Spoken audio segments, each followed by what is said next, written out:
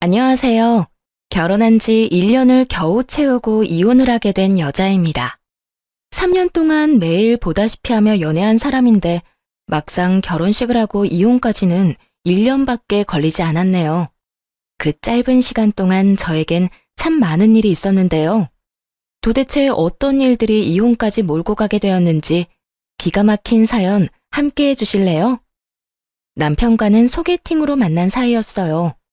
남편은 시부모님이 어렵게 낳은 하나뿐인 자식으로 사랑을 많이 받고 자란 아들이었죠. 저에겐 오빠가 있었는데 친정오빠가 본인 가정을 꾸리고 사는 모습을 보며 빨리 그러한 가정을 꾸리고 싶다는 생각을 하곤 했어요. 늘 새언니가 우선이고 조카에겐 다정한 친구 같은 오빠의 모습을 보며 저런 남편을 만나고 싶다고 생각하곤 했죠. 그래서 남편에 대한 기대치의 기준은 언제나 친정 오빠였어요. 그러는 와중에 만나게 된 사람이 남편이었고 3년이란 긴 연애를 하는 동안 남편은 이상형에 가까운 모습이었어요. 3년을 한결같이 말이에요. 그렇게 생각했기 때문에 결혼까지 하게 되었는데 막상 결혼을 하고 나니 달라도 너무 다른 사람이더라고요. 아니, 마치 아예 모르는 사람과 결혼을 한 것 같더군요. 항상 부지런하고 주변을 깨끗이 하던 모습은 온데간데 없이 사라지고 자기가 먹은 밥그릇 하나 싱크대에 넣은 법이 없었거든요. 게다가 뱀 허물 벗어놓듯 집 복도를 따라 옷을 차례대로 던져놓기 일쑤였죠. 여보, 이게 다 뭐야? 옷은 빨래통에 넣어야지. 복도에 이렇게 다 던져두면 누구 보고 치우란 말이야? 결국 참지 못하고 남편에게 잔소리를 하게 되었고 남편은 정말 미안하다는 표정을 지어 보이며 이렇게 말하더라고요. 미안. 집에 오니까 답답해서 빨리 옷부터 갈아입느라 그렇게 됐네. 내가 다 치울 테니까 그냥 둬. 그리고 밥그릇도 그래. 다 먹었으면 싱크대에 넣어두는 거 힘든 일 아니잖아. 그냥 그렇게 두고 자리 떠버리면 나도 기분이 썩 좋진 않아. 우리 둘 다 일하는 사람인데 그 정도는 서로 기본적으로 해야 하는 거 아니야? 어? 알겠어. 집에선 엄마가 매번 그냥 두고 얼른 가서 쉬라고 하니까 습관이 됐나 보다. 다음부터 신경 쓸게. 그래도 처음엔 대답이라도 잘하더라고요. 미안하다. 다음부턴 조심하겠다. 자기도 모르게 그랬다고 하면서요. 하지만 말만 잘했을 뿐 행동은 전혀 달라지지 않았고 결혼한 지 3개월도 되지 않았을 때 결국 폭발하고 말았어요. 아, 진짜 이건 아니잖아. 옷을 빨래통에 넣는 게 그렇게나 힘들어? 양말은 침대 밑에 던져놓고 이건 왜 또 여기저기 던져놓는 건데? 신고 입었던 거라 그렇게 숨겨두면 냄새가 얼마나 나는 줄 알아? 네, 남편의 최악의 습관 중 하나는 지나가는 곳마다 옷으로 발자취를 남기는 것이었죠. 먼지 많은 침대 구석진 곳, 침대 아래, 여기저기요. 심지어는 드레스룸 행거 안쪽에 던져두고는 잊어버렸다고 하더군요. 그렇게 두면 집안 곳곳에서 구린내가 진동을 하는데 정말 미칠 지경이었죠. 그 냄새 때문에 머리가 지끈지끈 아파서 가만히 있어도 짜증이 확 올라올 지경인데 남편은 잔소리가 짜증난다는 듯 인상을 찌푸리며 말하더라고요. 아, 그만 좀 해라. 그렇게 냄새나고 싫으면 나한테 이럴 시간에 당신이 치우면 되는 거잖아. 매번 이렇게 쫓아다니면서 잔소리하는 거 안 지겨워? 그러는 당신은 이렇게 막 어지르고 다니는 거 안 지겹니? 내가 이렇게까지 말하면 하는 척이라도 하겠다. 같이 사는 사람이 그렇게나 싫다는데 좀 신경 쓰면 안 돼? 어려운 일도 아니잖아. 어려운 일도 아니니까 당신이 좀 해. 그러면 되잖아. 그렇지 않아도 요즘 회사 일로 피곤해 죽겠는데 이러한 사소한 일로 사람 좀 괴롭히지 마. 나라고 좋아서 이러는 줄 알아? 당신 계속 그런 식으로 나오면 나도 집안일 안 할 거니까 그런 줄 알아. 나? 그냥 하는 말 아니야? 앞으론 정말 아무것도 안 할 거니까 집 쓰레기장으로 만들 거 아니면 알아서 잘하란 말이야. 마음대로 해라. 쓰레기장 되면 당신이 답답하지 내가 답답할까 봐. 난 오히려 잔소리 안 들어도 되고 좋으니까 알아서 해. 남편이 지나간 자리는 그 후로도 엉망이 되기 일쑤였고 눈에는 눈, 이에는 이라고 저도 집안일에서 손을 놔버렸죠. 빨래를 해도 딱 제 것만 했고 밥도 차려주지 않고는 저 역시 밖에서 밥을 먹고 들어와 버렸어요. 남편은 그러거나 말거나 신경도 쓰지 않더라고요. 이때껏 생활하던 그대로 생활을 지속했으니 일주일도 되지 않아 집안은 개판이 되었네요. 그때쯤 되자 마땅히 입을 옷도 없는 듯 하더군요. 부재라도 반성을 하고 치우는 모습이라도 보였다면 그쯤하고 함께 치워줬을 텐데요. 남편은 반성할 생각이 전혀 없는 것인지 개판인 집으로 시모를 불러들이더라고요. 저녁까지 해결하고 집으로 돌아갔는데 개판인 집 한가운데 시모가 서 있어서 얼마나 놀랐는지 모릅니다. 너 집안 꼴은 이따위로 어질러 놓고 회사 갈 마음이 생기더니? 네가 아무리 일을 한다고 해도 결혼을 했으면 주부야. 시간 날 때마다 쓸고 닦아도 모자랄 판국에 집안 꼴이 이게 도대체 뭐니? 이런 집에서 살다간 없던 병도 생기지 않겠니? 거기에다 너 요즘 집에서 밥도 안 차려주고 빨래도 안 해줘서 우리 아들 제대로 먹지도 못하고 입을 것도 없어서 냄새나는 옷 입고 출근했다고 하던데. 너 그따위로 굴 거면 회사 때려치우고 집에서 살림이나 하거라. 시모는 제가 오기만을 기다린 것인지 보자마자 폭격급으로 잔소리를 늘어놓더라고요. 집안을 개판으로 만든 사람이 누군데 저딴 식으로 말하는 것인지 짜증이 확 나더라고요. 어머님, 이 집 바닥에 널브러진 것들 중에 제 물건은 하나도 없어요. 전부 남편 거라고요. 쓴 물건은 제자리에 두고 입은 옷은 빨래통에 넣으라고 그렇게 말해도 들어주질 않길래 똑같이 하지 않은 것뿐이에요. 어지르는 사람 따로 있고 치우는 사람 따로 있는 건 아니잖아요. 그러니까 지금 너는 내 아들이 이렇게 만들었으니 너는 아무 잘못도 없다 라는 말을 하고 싶은가 본데, 누가 했든 간에 주부가 집을 치워야 하는 건 당연한 거야.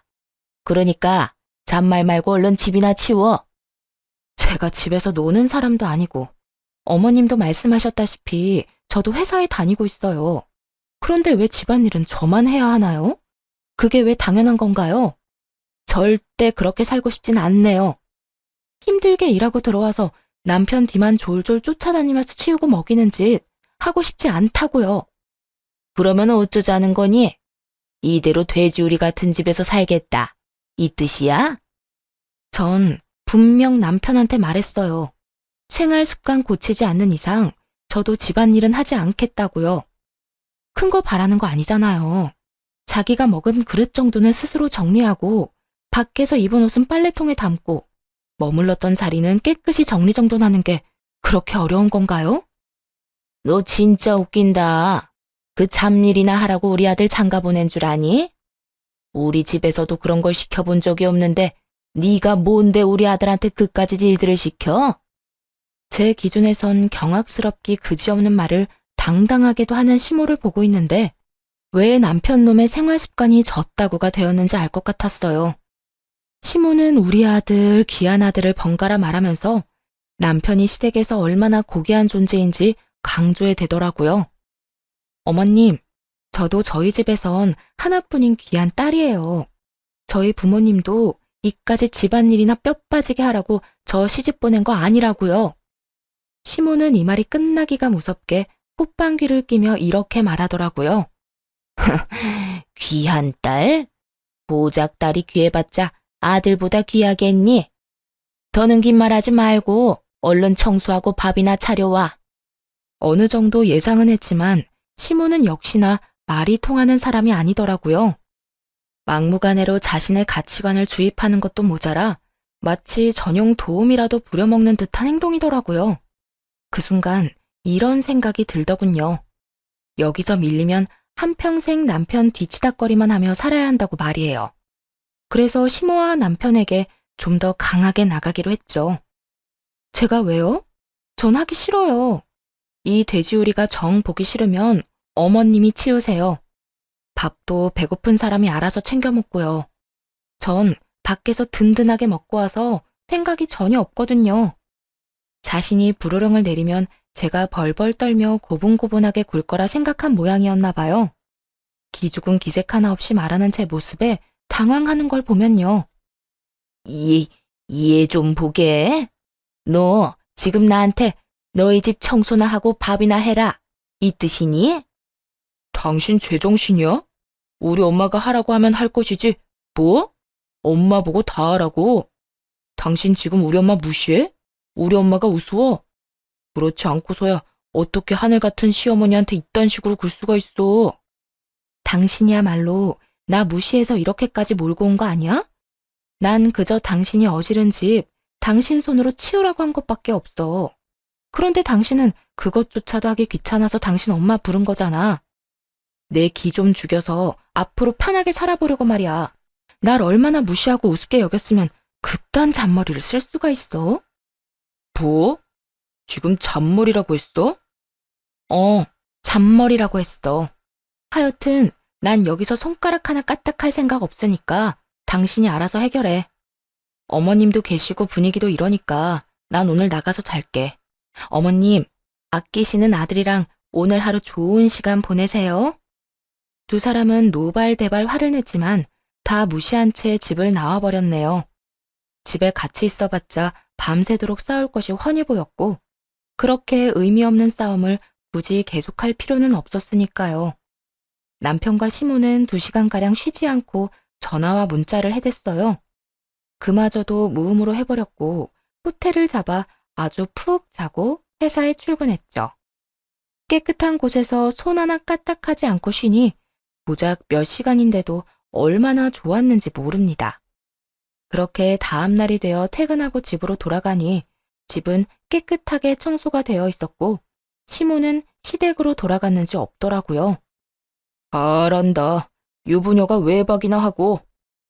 나 나가서 자라고 어머님 부른 거 아니었어? 난 또 어제 집에 오자마자 어머님이 사람을 몰아세우길래 당신이 나 나가라고 계획한 일인 줄 알았는데. 뭐라고? 당신 진짜 어제부터 말 이상하게 한다. 우리 엄마가 괜히 당신한테 그렇게 말했어? 당신이 생각해도 너무했잖아. 무슨 여자가 집안은 개판 5분 전으로 해놓고 신랑 입고가 옷 한 벌 없을 지경으로 집안일을 나 몰라라 해. 그런 꼴 보면 시어머니가 그 정도 잔소리할 수 있지. 말은 좀 똑바로 하자. 개판 5분 전 꼴이 싫었으면 당신이 안 어지럽혔으면 됐고 어지럽혔으면 당신이 치웠어야지. 옷도 똑같아. 세탁기 있겠다, 건조기 있겠다. 버튼만 누르면 다 되는 건데 그걸 왜 내 탓을 해? 당신 게으른 걸 탓해야지. 안 그래? 한마디도 지지 않고 받아쳐줬죠. 남편은 더는 참을 수 없다는 듯 고함을 지르더라고요. 야, 너 진짜 이렇게까지 할 거야? 무슨 여자가 고분고분한 맛이 없어. 여자는 고분고분한 맛까지 있어야 해? 그러는 너는 고분고분해?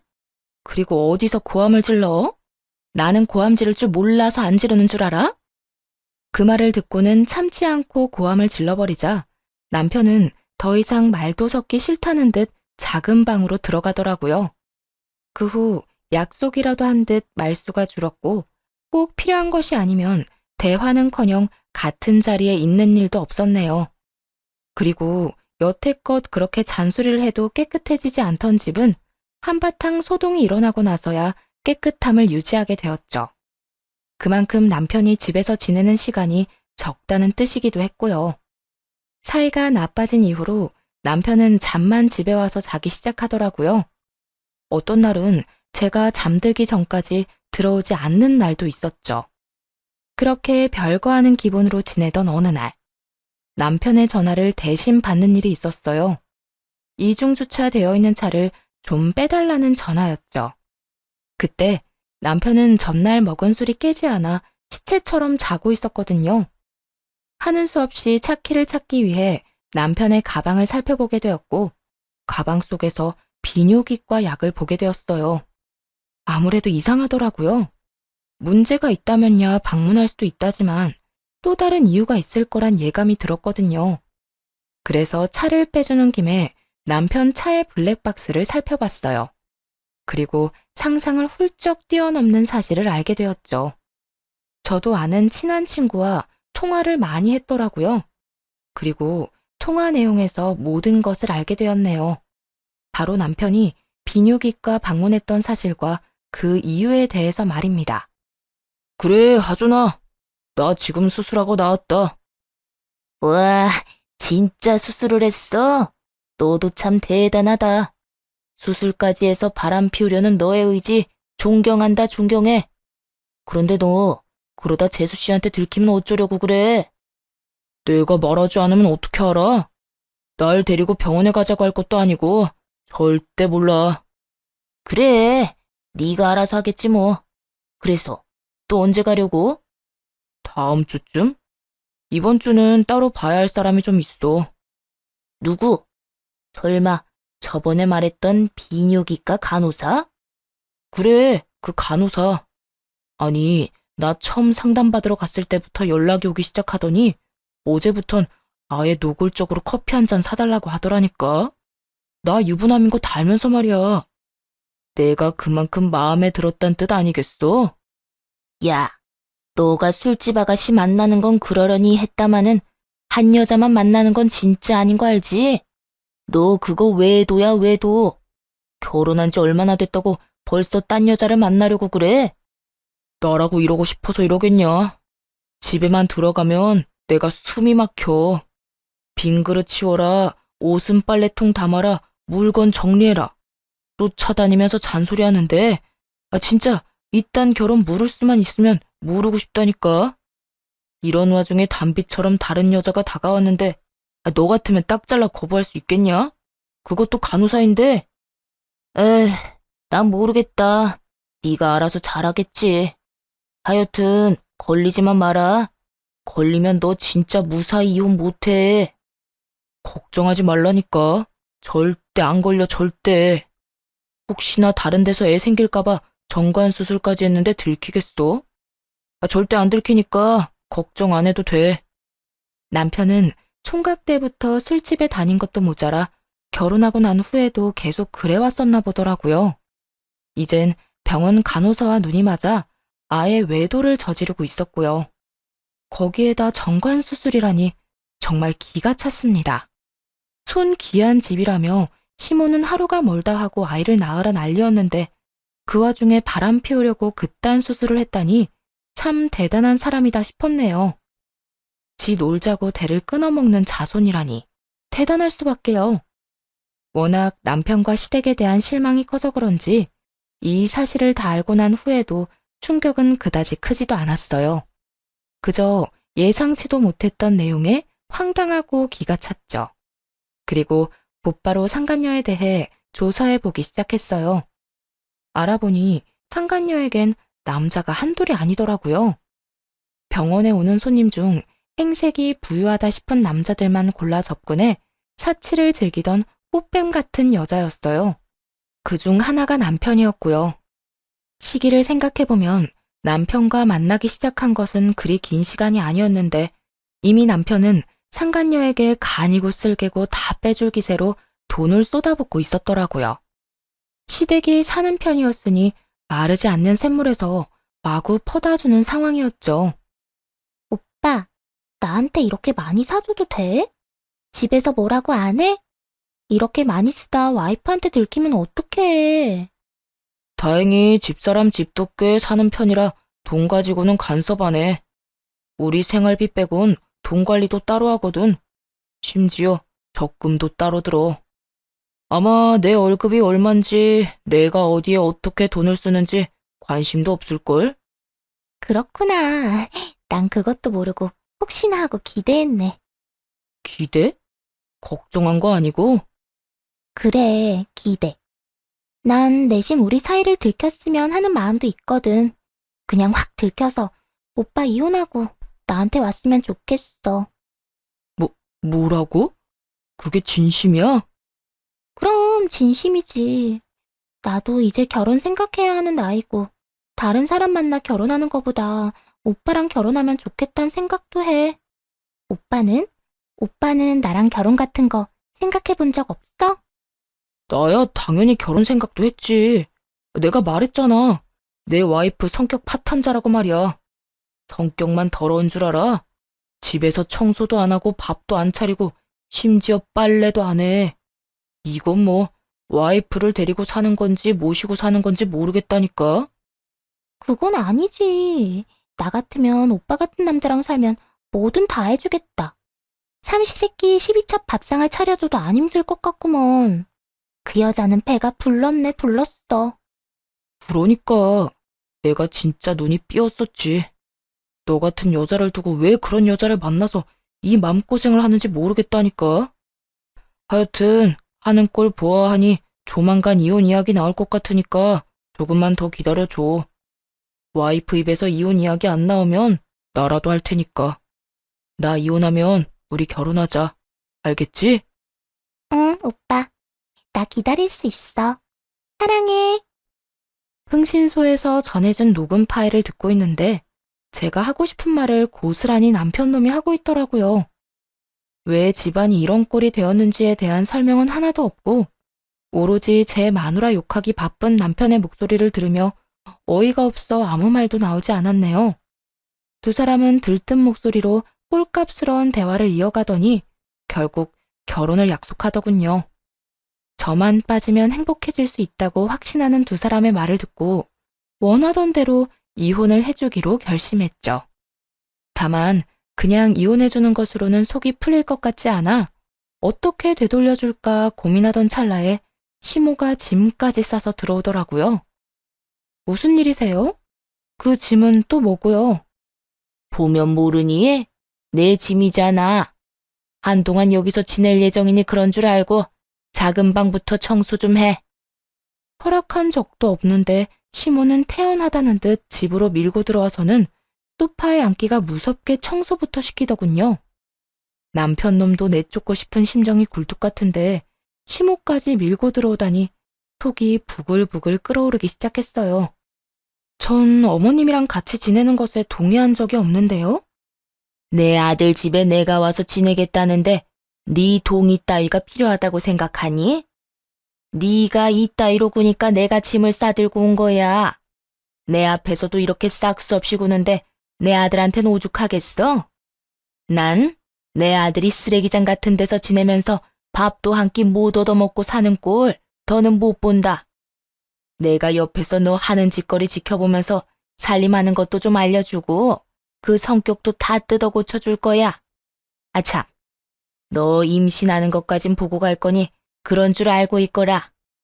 고작 시모와 며느리 관계가 된 것뿐인데 왜 저리도 무례하고 말도 안 되는 행동을 당당하게 해대는 건지 상식적으로 이해가 되지 않더라고요. 정작 자기 아들 때문에 임신이 불가능하다는 것도 전혀 모르고 저딴 말을 하는 시모가 어이가 없기도 했고요. 임신이요? 어머님, 저 임신 못해요. 하고 싶어도 할 수가 없는 상황이라고요. 뭐? 그게 무슨 말이야 도대체? 설마 너 불임이니? 그래서 임신 못한다는 거야? 내가 너 그럴 줄 알았다. 그렇게 모든 일에 예민하게 구니까 그렇지. 시모는 당연하다는 듯 저 때문이라고 생각했고 저는 말을 돌리지 않고 바로 말해주었네요. 저는 지극히 정상인데 남편이 아기를 가질 수 없는 몸이라네요. 아니, 정확히는 아기를 가질 수 없게 몸을 만들었어요. 남편, 저도 모르게 정관수술 받았대요. 그래서 저희 임신 못해요. 뭐야? 수술? 내 아들이 왜? 미치지 않고서야 내 아들이 왜 그딴 짓을 해? 너 지금 없는 말 만들어내서 내 아들 모함하는 거지? 그런 거지? 시모는 부정하고 싶은 듯 거의 애원하다시피 대답을 요구하더라고요. 아니요. 제가 알아봤는데 진작 수술을 했더라고요.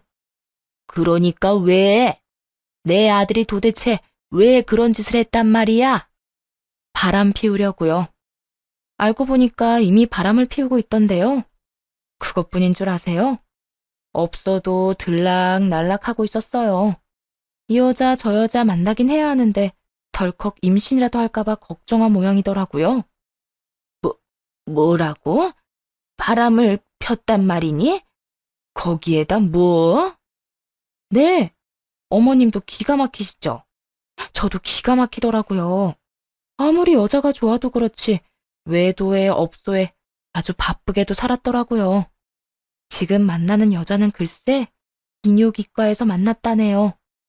수술하러 가서 간호사랑 눈이 맞았더라고요. 그럴 리가 없어. 내 아들이 외도 같은 걸 저질렀을 리가. 시모는 믿을 수 없다는 듯 발악에 가까운 부인을 하더라고요. 하는 수 없이 남편의 외도 증거들을 보여주기 시작했고 시모의 안색은 실시간으로 잿빛이 되어갔어요. 시모는 많이 충격을 받은 듯 했는데 그 이유가 따로 있더라고요. 이 녀석이 닮을 게 따로 있지. 이딴 것까지 자기 아비 닮아서는 이 씹어먹어도 모자랄 놈. 시모는 외도 사실을 처음 알았을 때 저보다도 더 분노하더니 남편에 대한 욕을 서슴없이 하기 시작했어요. 들어보니 소시적 시부가 외도를 많이 저지르고 다녔다고 하더군요. 심지어 아직까지 작은 집 오가며 지내고 있다고 했어요. 시부의 상간녀는 딸만 셋인 반면에 시모는 아들을 낳았으니 그나마 이렇게 살 수 있었다고 하더군요. 어쩐지 이상하다 싶긴 했어요. 시부도 보통 성격은 아닌 듯한데 시모에게 꼼짝도 못하는 모습을 본 것이 한두 번이 아니었거든요. 그런 잘못을 저질렀고 현재도 진행 중이니 시모에게 납작 엎드려 살고 있었던 것이었죠. 한참을 남편과 시부를 욕하던 시모는 아차 싶었는지 대뜸 이렇게 말하더라고요. 도대체 넌 남편한테 얼마나 못했으면 바람이나 피웠겠니? 그러게 내가 시키는 대로 했으면 이런 꼴은 안 봤을 거 아니야. 조금 전까지만 해도 조강지 쳐두고 허튼 짓 하는 것들은 상종도 못할 것들이라며 욕하던 사람이 저딴 말을 하니 기가 다 막히더라고요. 그러는 어머님은 뭘 얼마나 못했으면 아버님이 아직까지 두 집 살림을 하나요? 그래도 이 사람은 아직 살림은 안 차렸던데. 아버님은 살림까지 차리고 아직까지 그러는 걸 보니 어머님이 못해도 참 많이도 못했나 봐요. 너 지금 사람 약 올리니? 어머님은 저 약 올리려고 제가 얼마나 못했으면 남편이 바람을 피우냐고 물은 건가요? 아니잖아요. 저도 마찬가지예요. 얼마나 집안일도 못하고 여자로서 매력이 없었으면 아버님이 그렇게까지 습관적으로 바람을 피웠나 진심으로 궁금해서 묻는 거예요. 이 물음에 시모는 대꾸할 말이 없는지 씩씩거리며 노려보더라고요. 그리곤 한가득 챙겨왔던 짐을 풀지도 않더니 그대로 가지고 돌아가 버렸습니다. 그 후 시모에게 모든 이야기를 전해들은 남편이 집으로 와 양심도 없이 화를 내며 질책하기 시작하더라고요. 왜 시모에게 그딴 말까지 했냐고 말이에요. 당신 미쳤어? 내가 바람 피우는 거 알았으면 알았지. 왜 엄마한테까지 그딴 말을 전해? 미친 건 당신이네. 감히 지금 나한테 그딴 걸 따지고 싶어? 그딴 거라니. 당신 때문에 우리 엄마 자리 깔고 누워있다고. 어떻게 책임질 거야? 그걸 왜 내가 책임져야 해? 그러게 누가 허락도 없이 남의 집 쳐들어와서 여기서 산다느니 임신을 할 때까진 돌아가지 않을 거라느니 말도 안 되는 말 해대면서 사람 들들 볶으라고 했어? 아니, 애초에 당신이 밖에서 똑바로 하고 다녔으면 이런 일도 없었지. 어머님이 쓰러질 만한 행동은 혼자 다 하고 다녀놓고 왜 먼 사람한테 책임을 지래? 양심은 그 상간녀 집에 맡겨두고 왔니? 시모와 남편을 콕콕 집어가며 따지고 들자 남편은 진저리가 난다는 표정으로 이렇게 말하더라고요.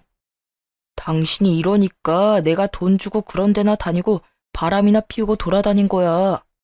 당신이 이따위로 사람 무시하고 가르치려 드는데 당신 같으면 당신이랑 살고 싶겠어? 왜 바람 피우거나 잘못 저지른 것들은 자기 잘못을 상대방한테 다 떠넘기는지 모르겠네. 그러고 나면 마음이 좀 편해져? 바람 피운 게 정당한 행동이 되는 것처럼 느껴져? 이유가 뭐든 적당히 좀 해. 당신이 그러면 그럴수록 더 못나 보이고 없어 보이니까. 뭐? 당신 진짜 말이면 단 줄 알아? 내가 진짜 당신 이혼녀 만들기 싫어서 웬만하면 이혼만은 안 하려고 했는데 안 되겠다. 우리 이혼하자.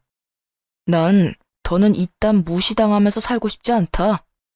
이혼만은 안 된다고 매달린 적도 없는데 남편은 마치 그런 적이 있었다는 듯 말하더라고요. 이혼은 이미 결정한 지 오래고 어떻게 이혼해야 잘 이혼했다 소문이 날까 고민하는 제 앞에서 말이죠. 어이가 없어서 웃음이 다 나더라고요. 누가 이혼녀 되는 게 무섭대? 나 이혼 환영이야. 이거 왜 이래? 나 진짜 진심으로 당신이랑 이혼할 거라 이야기하는 거야. 홧김에 하는 말이 아니라 진짜 진심이라고. 그래도 괜찮아? 아닐 텐데. 당신이 나랑 이혼할 수 있을 리가 없잖아. 야, 너 그 정도 착각이면 병이야, 병. 네가 밖에서 그딴 짓거리를 하고 다니는 걸 다 알았는데 내가 미쳤다고 너랑 계속 살겠어? 내 인생에서 미친 짓은 너랑 결혼한 거 하나로도 차고 넘쳐. 그러니까 이혼해. 소송 당연히 할 거고 상간녀 소송까지 할 거니까 네 간호사 여자친구한테도 꼭 전해주고. 남편 놈은 참 멍청하게도 상간녀 소송까지는 생각지도 못한 것 같더라고요. 상간녀 소송이란 말에 크게 화를 내기 시작했거든요. 미쳤어? 뭘 해? 상간녀 소송? 그거 하기만 해봐. 내가 너 위자료 한 푼 안 주고 이혼해버릴 거니까. 알겠어? 그게 네 마음대로 다 될 것 같으면 법은 왜 있겠니? 앞으로 네가 뭘 생각하든 나와 관련된 일에선 네 뜻대로 되는 일은 절대 없을 테니까 그런 줄 알고 썩 꺼져. 그렇게 행패를 부리는 남편을 집에서 쫓아내버렸습니다. 그 후 전 남편에게 높은 위자료를 청구해 소송까지 가게 만들었어요. 소송까지 가야 남편의 회사에 소문이 돌 거고 일단 소문이 돌면 막을 수 없을 거라 확신했기 때문이죠. 예상대로 소송이 길어지자 남편의 회사에는 이혼 사실과 이혼 사유에 관한 소문이 돌기 시작했더라고요. 남편이 전 남편이 될 때쯤엔 회사 내 개미 새끼 한 마리도 이혼 사유를 알 정도로 소문이 나 본욕을 치르고 있다고 하더군요. 심지어 사실도 아닌 소문까지 돌아서 쓰레기로 낙인이 찍혀버렸단 이야기도 들을 수 있었어요. 이혼 소송뿐만 아니라 상간녀 소송도 꽤 만족스러웠어요. 끝까지 반성이라곤 모르던 상간녀에게 위자료를 왕창 받아냈거든요. 상간녀는 마지막 그날까지도 참 뻔뻔하더라고요. 이제 다 끝났죠? 돈은 오빠한테 다 받아서 줄 테니까 조금만 기다려요. 아참, 우리 곧 결혼할 거니 앞으로 우리 오빠한테 절대 연락도 하지 말고요. 혹시나 연락이라도 하는 날엔 역으로 상간녀 소송 해버릴 테니 그런 줄 알라고요. 여자한테 환장해서 가정도 버리는 놈, 이젠 줘도 안 가지니까 너 알아서 하고 돈이나 똑바로 넣어. 그리고 내가 경험자로서 하는 말인데 네 예비 남편 관리 똑바로 해. 그거 병이라 절대 못 고치거든? 아마 또 병 도지는 날이 올 거니 잘 관찰하면서 살아. 참나, 그렇게 말하면 누가 겁먹을 줄 알아요? 우리 오빠는 나밖에 모른다고요. 지금도 봐요. 단박에 댁 버리고 나한테 오는 거. 앞으로 그런 일은 절대 없을 거니까 본인 인생이나 걱정하며 살라고요. 그래, 두고 보자.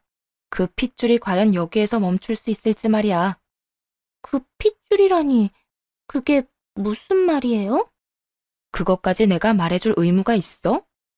정 궁금하면 네 시어머니한테 물어보든가. 상간녀는 그게 무슨 뜻이냐며 끈질기게 물고 늘어졌지만 끝까지 말해주지 않고선 돌아와 버렸네요. 그 후 얼마 지나지 않아 상간녀와 전 남편의 결혼 소식이 들려오더라고요. 결국 상간녀는 돈을 펑펑 잘 쓰던 전 남편과 살기로 한 것이었죠. 그런데 결혼만 뜻대로 했을 뿐 나머진 상간녀의 뜻대로 되지 않은 듯 하더라고요. 시집살이를 한다는 소식이 들려왔으니까요. 상간녀의 고생이 훤히 보이던 어느 날, 늦은 밤 전 남편에게 전화가 왔더라고요.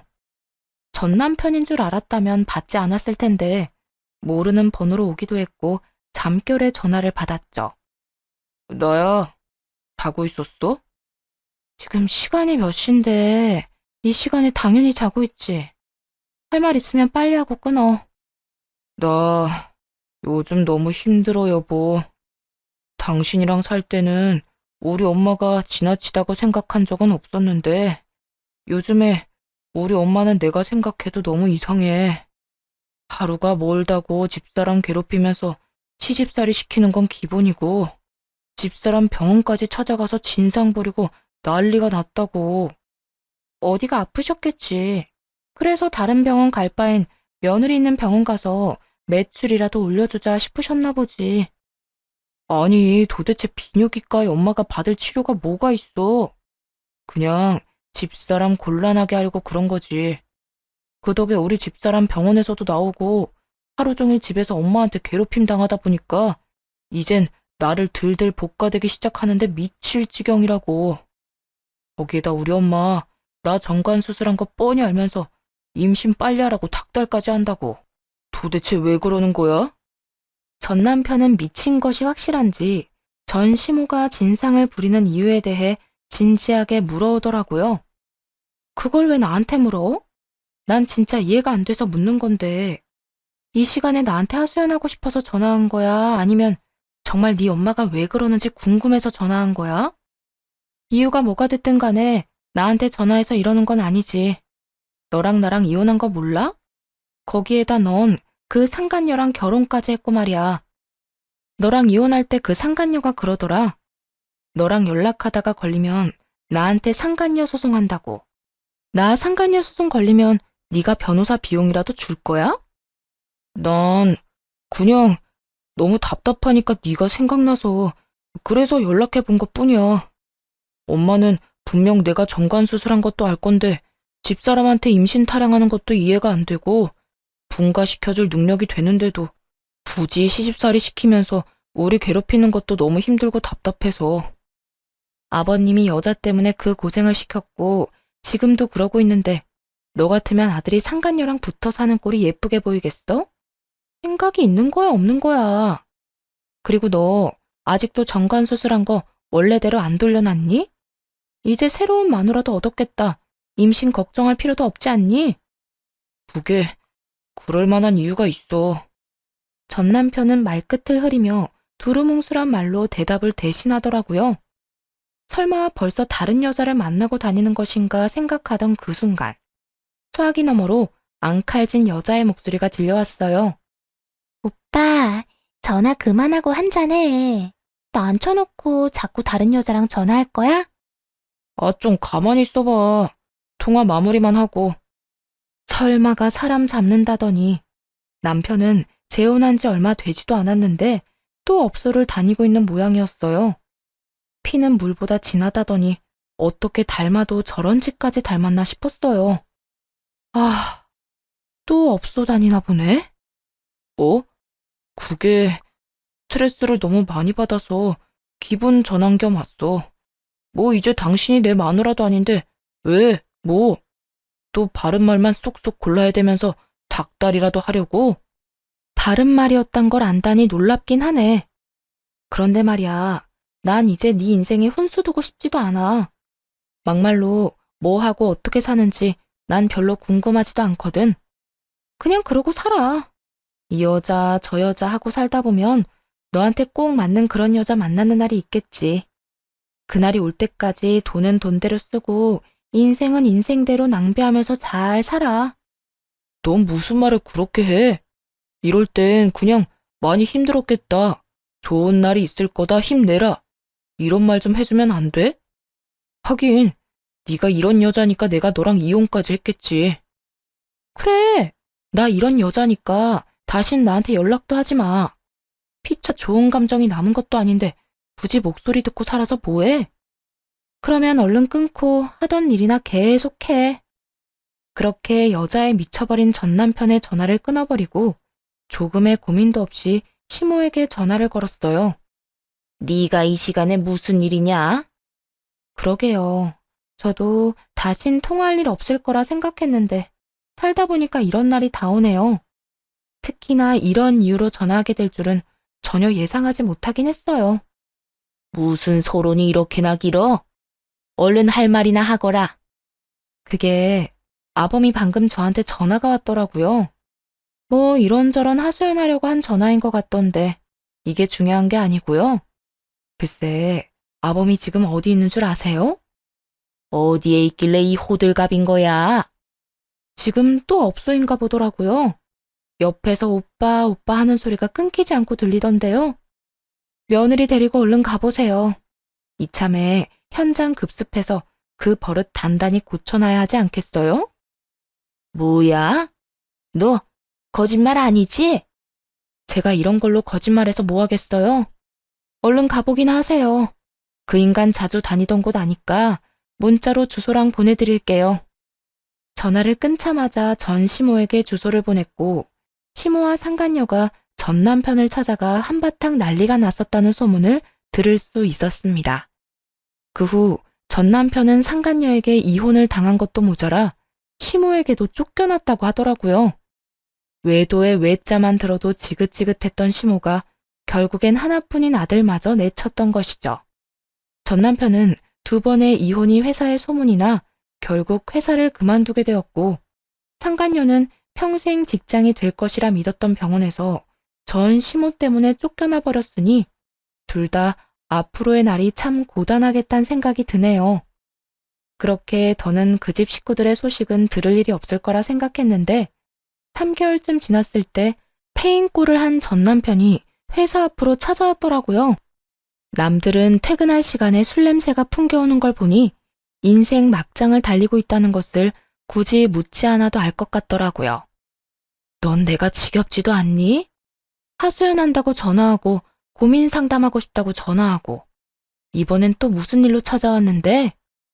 그게 여보, 나 너무 힘들어. 나 이혼한 이야기 들었어? 이혼하고 집에서도 쫓겨났다고. 나 회사도 그만두고 집에서도 쫓겨나서 돈도 없고 사는 게 너무 힘들어. 그래서 나보고 어쩌라는 건데? 그때 네가 말한 것처럼 불쌍하다, 참 많이 힘들겠다. 그런 말이라도 해주길 바래? 그런 건 아닌데 나 지금 고시원에서 지내고 있거든? 그래서 하는 말인데 전셋집이라도 얻을 돈 좀 빌려주라. 나 고시원에서 도저히 못 살겠어.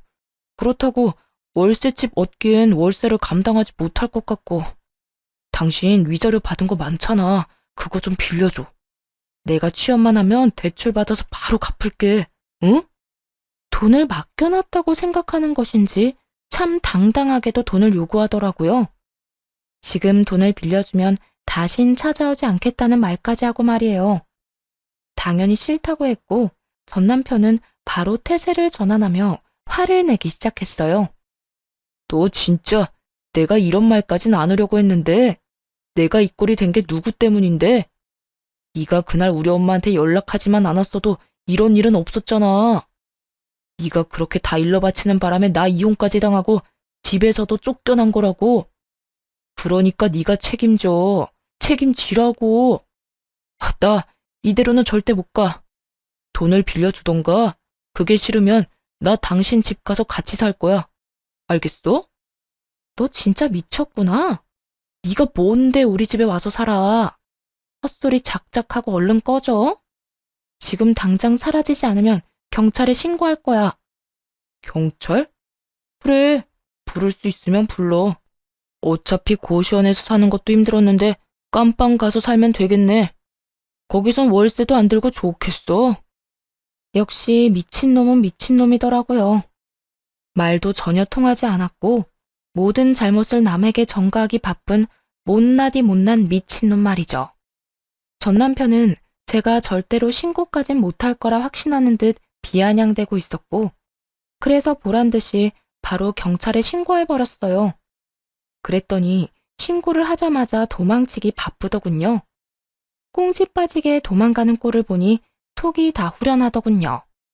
그 후 전 남편에겐 접근 금지 명령이 떨어졌고 다시 찾아오는 일은 없었습니다.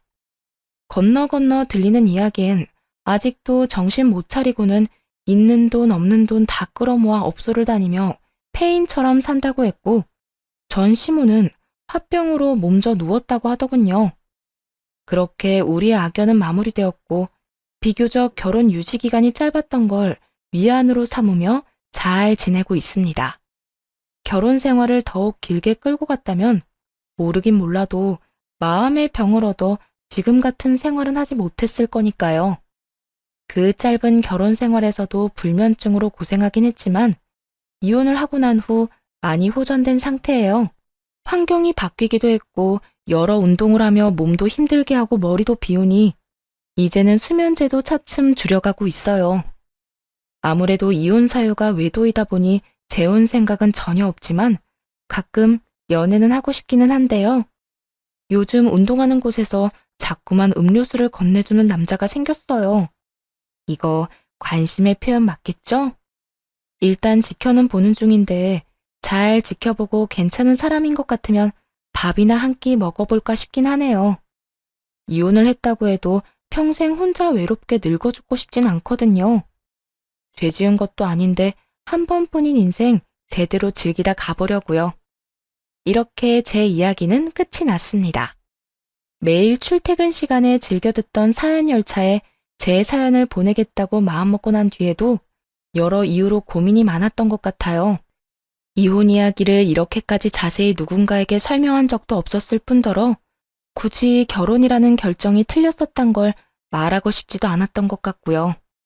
그런데 다시 생각해보니 결정이 틀린 것이 아니라 바른 결정을 할 수 없도록 속은 것이더라고요. 그리고 모든 사실을 알고 난 후에는 제가 받은 상처를 돌려주기도 했고요. 그래서 지금 생활에 아주 만족하며 잘 지내고 있습니다. 물론 후회도 전혀 없어요. 어떠신가요? 사연을 듣는 지금 이혼을 두고 고민하는 애청자분들이 혹시 있으신가요? 혹시 그런 분 중에 저와 같은 이유로 이혼을 고민하시는 분들이 계실까요? 그런 분들께 한마디 드리고 싶네요. 외도, 폭력, 도박은 절대 끊을 수 없는 병이라고. 옛 어른들은 말씀하십니다. 아무리 세상이 바뀌었다고 해도 이것만큼은 옛 어른들의 말씀이 옳지 않을까요? 그러니 지금이라도 고민은 그만하시고 도망치세요. 자신의 인생을 갉아먹는 짓은 더는 하지 마시라고요. 우리 모두 부디 행복합시다. 긴 글 함께 해주셔서 감사합니다.